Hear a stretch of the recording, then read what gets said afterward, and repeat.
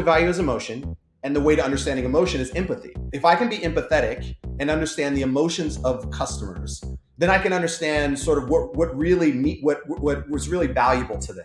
When they talk about loyalty programs and membership and I want to build relationships with my customers, what they're really talking about is scaled empathy.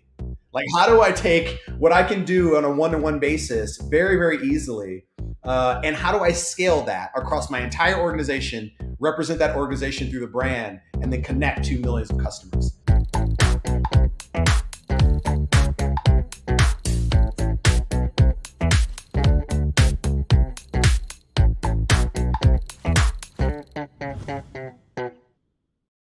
Hello, everyone. Welcome back to another Conversation With. My name is Terrence Fox, Head of Innovation with iAdvise. And today I'm joined by, let's see how good of a job I can do at actually trying to make him blush, a real leader when it comes to creating a truly impactful customer experience. This gentleman spent years refining the CX for brands like Beachbody, Nike, and now Verizon, where in his current role, he's tasked with being ahead on the leading edge of the continuous retail evolution. For those holding your breath, yes, we actually got the Larry Rodgers to join us. Larry, how are you today? I'm well, thank you, Ted. That you did. I am well done. You've accomplished your goal. I am quite embarrassed at this point, so thank you. Cool, good, for perfect. And Larry, as a quick one-off, is it a part of your job search requirements to have some sort of continuous swoosh or check mark in the logo of the companies you work at? Yes, that's it. That's all. Yeah. I'm allowed to contractually work for companies that have some semblance of a similar brand mark. So yeah. Yeah, I was laughing at your shirt. I was like, man, I could almost confuse that for Nike if it wasn't red and a little tighter. Right. Well, thank you so much for the time. And of course, today's title is around understanding the evolution of retail. Obviously, we can talk through what you feel you're comfortable sharing about Verizon specifically or your previous experience. But before we get into the topic, Larry, how have you been? How's the last year and a half? It's a little more normal in New York, right? It is. My family and I, we moved out to New York in March of this year, so we're in Lower Manhattan, and people have told us that it has been light and not the same. But I'll tell you, coming from Oregon most recently, there's plenty of people here. I feel like the city is plenty busy, so Yeah. we've been enjoying ourselves. Absolutely. Yeah. I mean, obviously, it would have been quite a bit different to be there a year ago. That's right. Good timing. Larry, you spend so much of your time talking through refining the customer experience and ensuring you create an optimal customer experience. But talk about yourself as a consumer. Have you had any particularly memorable experiences that you've seen or gone through recently? Mm. Yeah, actually, I make it a point to. I'm one of the people. There's a continuum, right? And there's some of us who they love what has happened over this past several years, where most of any transaction or interaction with a brand that you can make can be done online. Mm. And they love that, and they'll stay in their home. And my wife's one of those. She'll buy tons of things online. She has them delivered directly to her door. She tries a million things on, keeps one and then ships the rest back. I'm on the other end of the spectrum. I like going into doors. Like, I like going into a store. I like the energy of the people around. I like the inspiration that the visual merchandising gives you. Like, I love it. So I spend a lot of time there. I recently went to the Google store, which recently opened up in Manhattan, which is an Cool. amazing experience. It's a one of a kind. So if you're ever in the neighborhood, please go check that out. And then I'm a little bit of have a little bit of a dork geeky side, and so I was happy to have visited the Harry Potter store, which recently opened as well. Cool. And Okay. that's a treat. If you're into that, that's a treat. So I'll say that. Yeah, I think I stopped at Prisoner of Azkaban when I read it. I don't even Ooh, know don't what book that you is. got to keep going. You got to Yeah. finish Yeah. it. Yeah, very neat, and obviously a lot to relate to. I'm very similar household here. We generally have about 7 packages a day, it seems, and we keep one of them. Not me. It is my wife doing something similar. Yep. But I'm the same way. Maybe it's from years of biking, but if I'm going to buy something, I have to actually see it, try it on, make sure it fits. I guess I'm weirdly proportioned from years of biking and other things that I've done. So not a luxury I can enjoy to be able to purchase and trust that it'll be what I want when it gets here.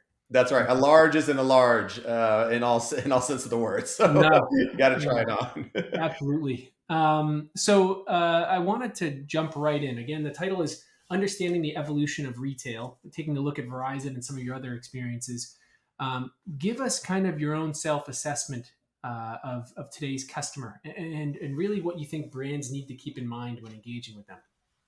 That's a great question. So I think the first is to understand sort of the context in which we're operating and brands are operating with today. There's a ton of pressure all over, and everything from the way our cities are behave, Mm, people moving in and out of cities for various reasons, and how we think about spaces with a lot of people versus personal space, safety, health, etc.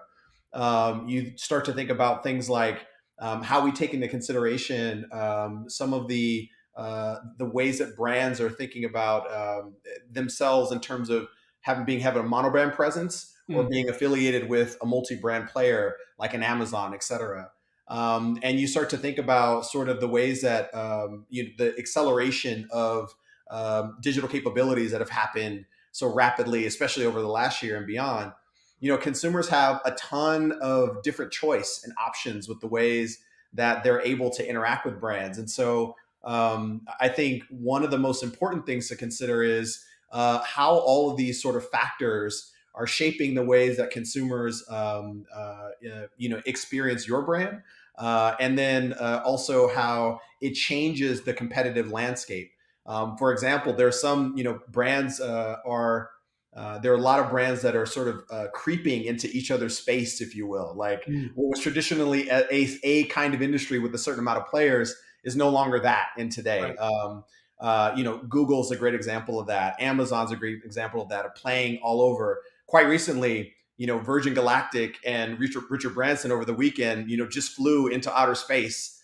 And Right. Virgin started as a music company, and then they went into airlines, and they're doing. I mean, they're disrupting all kinds of industries, and now they're in commercial space travel.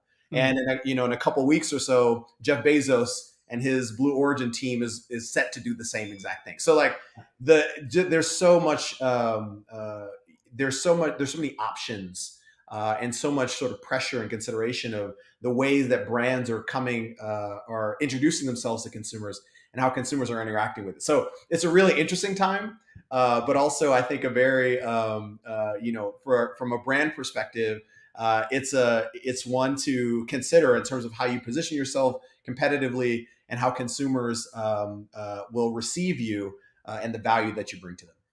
Yeah, I think this is especially interesting due to your background, right? And I'll ask you whether it's Verizon or Nike, two household names, but how does this approach and way of thinking? How is it actually special for someone like Verizon who's got a store on every corner, naturally in a presence that's as ubiquitous as Nike and vice versa? How do you really take advantage of this kind of crazy time for opportunity? That's a great question. Verizon has something around the end of nearly 7,000 stores, which Mm, don't quote me on this, but I think that puts Verizon in the United States like top 10 retailers in terms of size. So it's massive distribution. mm, And when you think about sort of how to create or an approach that we might think of in terms of how to create some differentiation between the experience that you see and you receive at a Verizon store versus any other retailer that you would go visit. right. A couple of things come to mind. We You can almost at a macro level think about the experience intent that brands have to deliver, especially in the retail context. Mm, Consumers are going to come to the door for one of four things. They're going to come there for convenience. It's right around the corner, and I can get in and out fast. They're going to come in for validation. I'm not quite sure if this is the right thing for me, or I have questions. I want to get a little bit more. Can you build confidence that this is the right thing for me to buy and purchase? right. Uh, they're going to come in for personalization, like the experience I get here is better than anywhere else. The best example of that are small businesses, mom and pop shops. You go, I know. Hey, same thing, Charlie. Like Yeah. it's the cheers. They know me everywhere I go. That's the best experience of that.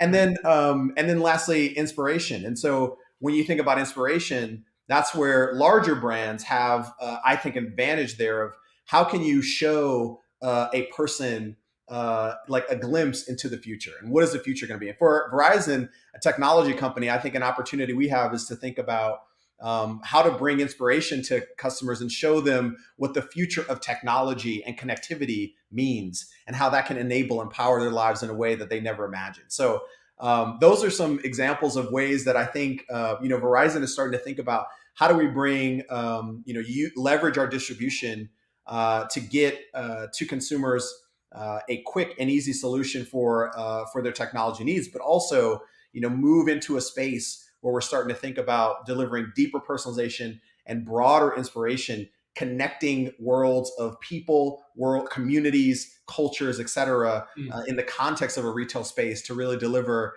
a glimpse of the future and how that can enable you. Yeah, I think that's great. And I know Verizon is at least from discussions I've seen in the past, calls itself a disruptor of its own business model frequently, Yeah, right? You like to disrupt and change things on the fly and make sure that, in my opinion, as an outsider, nothing is stale about the Verizon experience. It's very innovative and constantly evolving. Have you had any particularly magic touches, we'll call it, that have brought value to the customer base over the past? I know you've only been there for a handful of months, but that's any right. insight you can share there? Yeah, so Terrence, I mean, you're being very kind.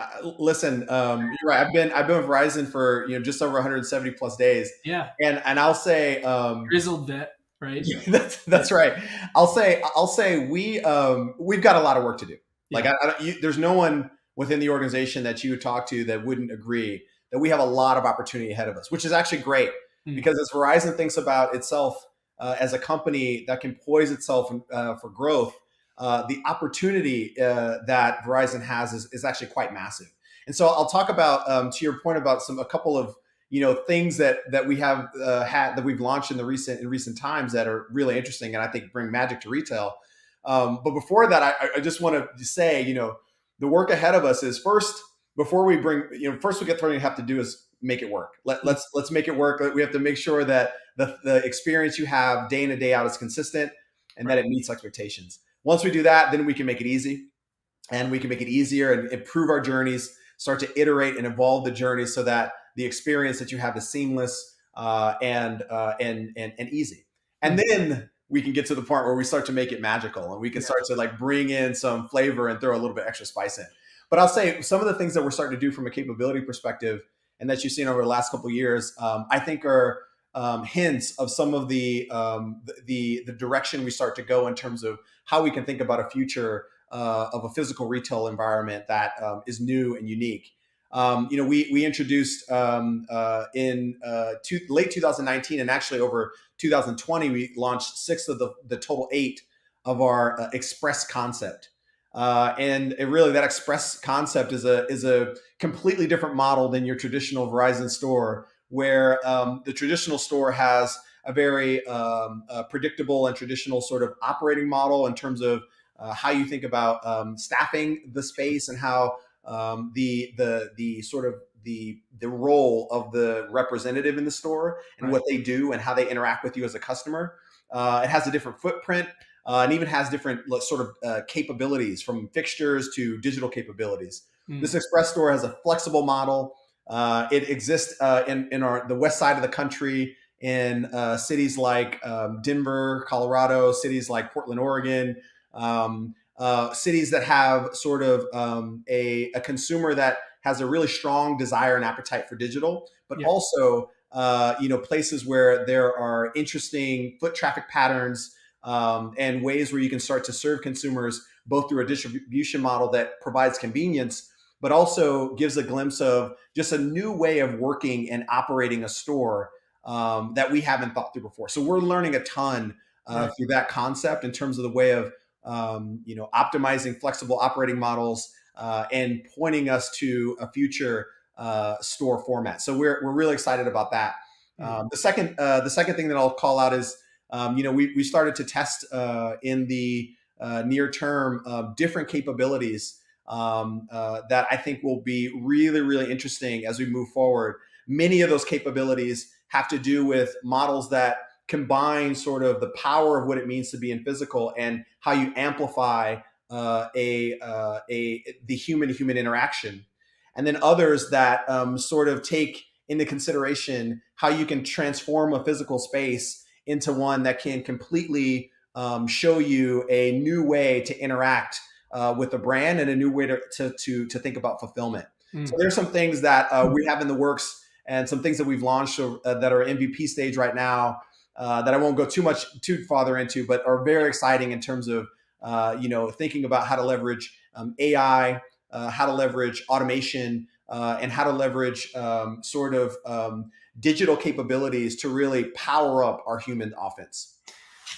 Yeah, so 170 days. I can't quiz you too hard on Verizon, but Larry, the natural topic, and frankly, this comes up with me pretty frequently when I'm talking to clients who are looking to bridge the in-store to digital experience, and actually with 7,000 stores yourself, that's a topic I'm sure that a lot of people are discussing at Verizon, like you were just talking about. But the big pain point in that scenario is, how do I possibly align all of these siloed teams to try and bullhead something that can actually get accomplished here, right? There's a lot of people to involve, teams and departments, and maybe different ways that they're all incentivized. That doesn't always mix and mean that's the best experience for the consumer. How do you, Verizon maybe out of the picture for this example, right? How do you recommend a company, materialize something like this internally? How do you possibly get all of the teams floating in the same direction? Yeah, that's a great question, and you're right. I have a lot of work to do at Verizon specifically in that case. Especially when you're considering large organizations like a Verizon or like a Nike that are matrixed in nature, by definition, and especially when you're in a CX, a position of, you have a CX in your title. By definition, sort of the work that you do requires that you take a cross-functional approach to bring to life a vision. And so the first thing I would say is, realize that your team is not just your direct line. Like the team is the fully encompassed cross-functional team around the organization. And so when you think about the team in that context, if you have a clear vision, then you can bring the right team together to build the strategy together. If you build the strategy together and not in a siloed box, now all of a sudden you have buy-in, you have energy, you have momentum. Right. And so that's the first thing is like your team is not your direct line. It's the team with a capital T. Right. And so I think that's number one. The second thing I would say is essentially,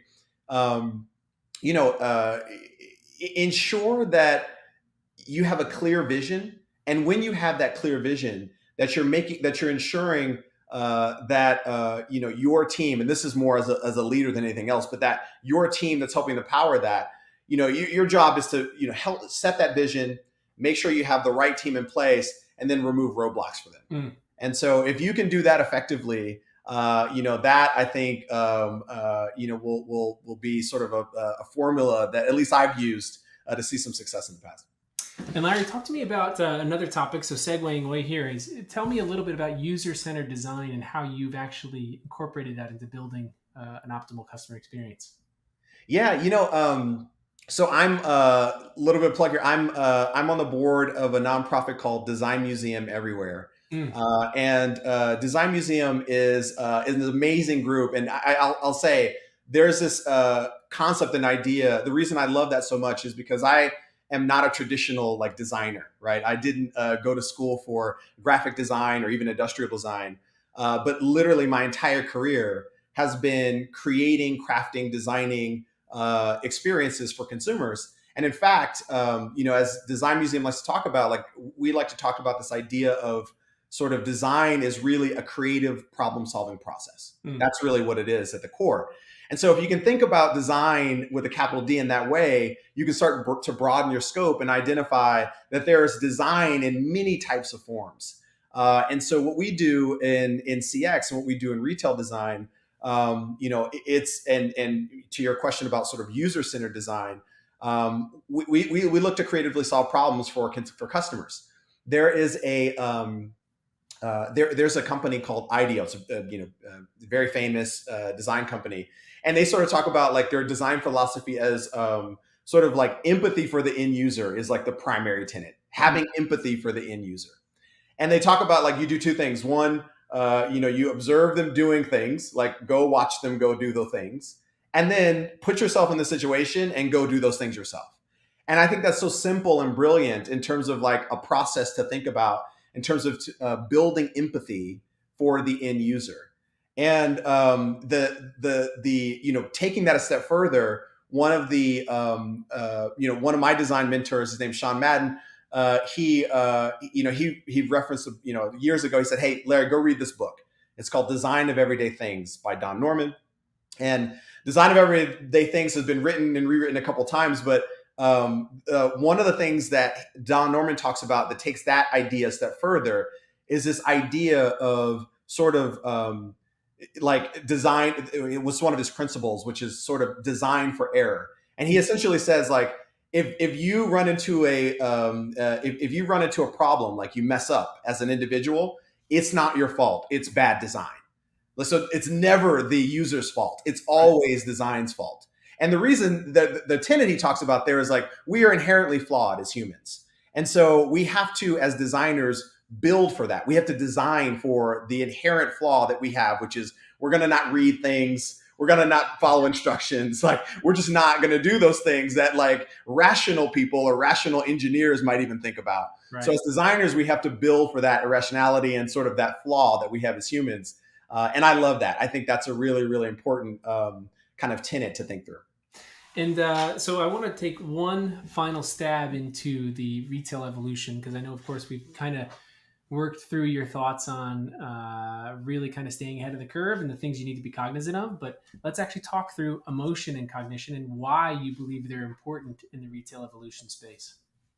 Yeah. So actually, through the same publication, Don Norman, he talks about in Design of Everyday Things, he talks about this idea of sort of cognition attempts to make sense of the world.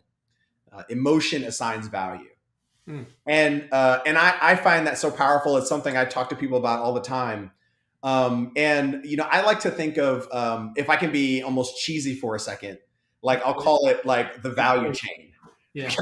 I'll be a little cheesy. Like let's think about this concept of like the value chain.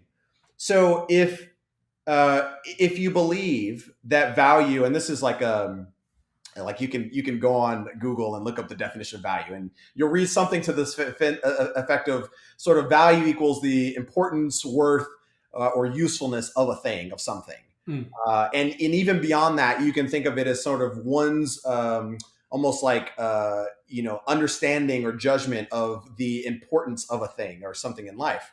And so if that's what value is, then you can say, okay, great, I understand what value is. Then you need to understand what emotion is. And so what is emotion?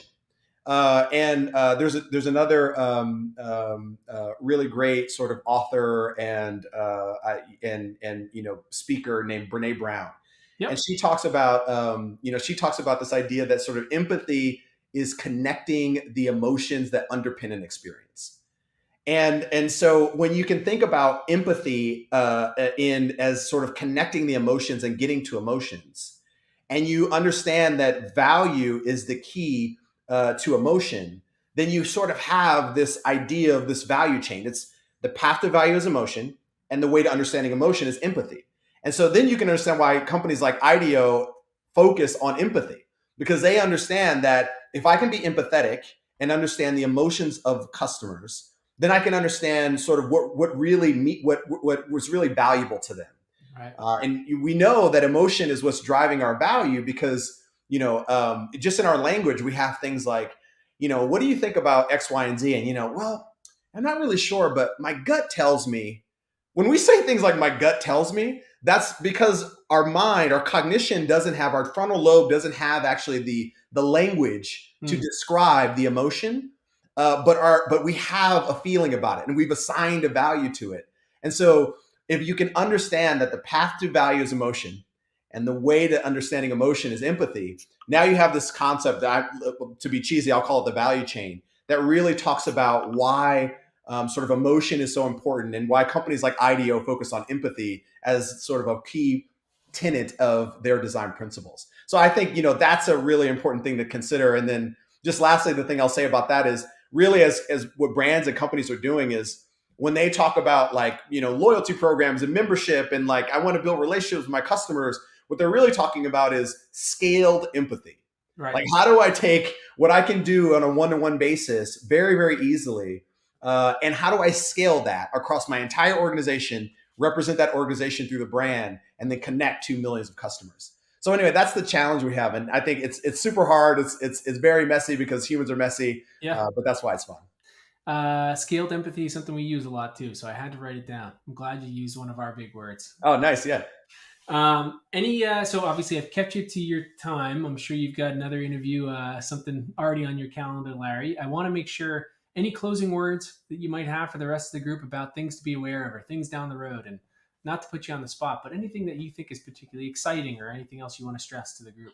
Oh man, that's a great question. I'll say this because I was actually just speaking a little bit earlier today to a group of new leaders at Verizon. And in one of the questions was sort of like general advice that you have for me as a new leader. And one of the things I talked about that I think is important for individuals, as it is for brands, is invest and spend the time in understanding yourself. If you do that and you understand who you are, your value set, why you exist in this world, everything else will fall from that. And I think the same principle, you can assign to a brand. Right. If you as an organization know deeply and truly what your values are and why you exist in this world and what value you bring to others, now your decision making and how you come to market and how you deliver that becomes a lot. All of that becomes a much simpler process. So anyway, invest in yourself, spend the time. It's hard, but it's worth it. Cool. Well, Larry, thank you so much for the time. Obviously, great to see you again. And I'll find a way to drag you back on here somehow in the future.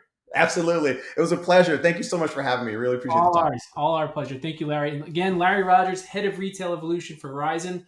Thank you for tuning in. We'll see you again maybe next week, maybe the week after.